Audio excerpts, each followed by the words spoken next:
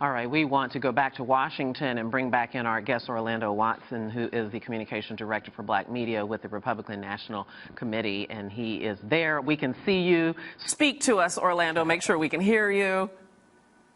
Hey, Debbie. How are you? Now we got you. Apologize for that technical glitch, but we want to take a minute or two to talk to you before we let you go. So, Orlando, let me just ask you this question.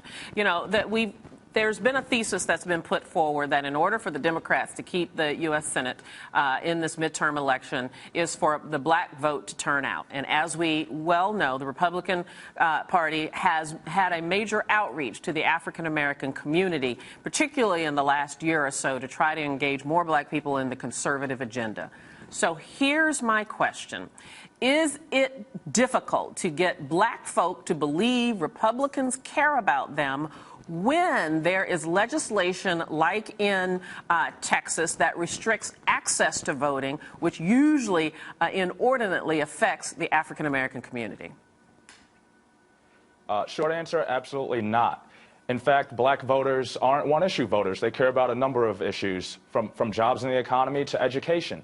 Now, you posed the question earlier, or the thesis, that if Democrats wanted to take back this or control the Senate, they needed the black vote. What they need are policies that work.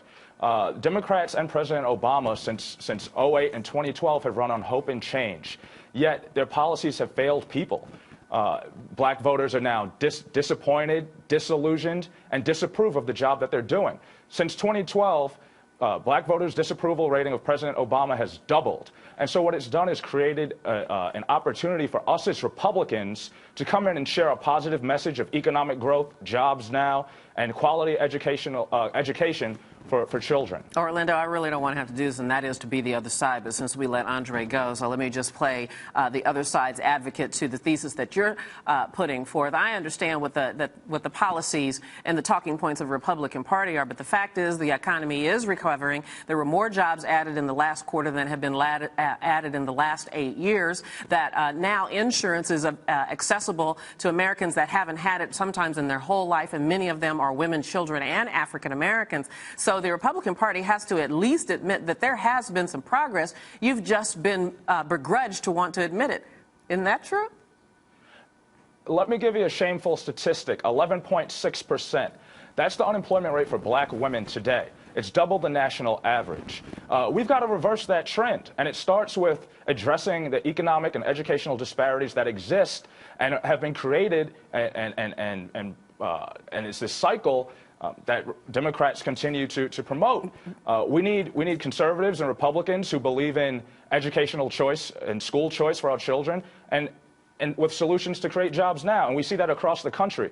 But what we were doing at the Republican National Committee, we've hired, since nearly 2 years ago, engagement staffers. These are people from the community who live in the community and work in the community to be advocates of our message, and it's paying off. But, Orlando, isn't it hard to get a group of people to believe that you are interested in what they're interested in when the party has championed efforts to restrict voting, which inordinately affects lower income and black folk? I wouldn't put it that way. Again, that's one issue. In fact, when it comes to voter ID law, there's a recent poll out that shows the majority of black Americans do agree that voters should show some sort of ID before they go to vote.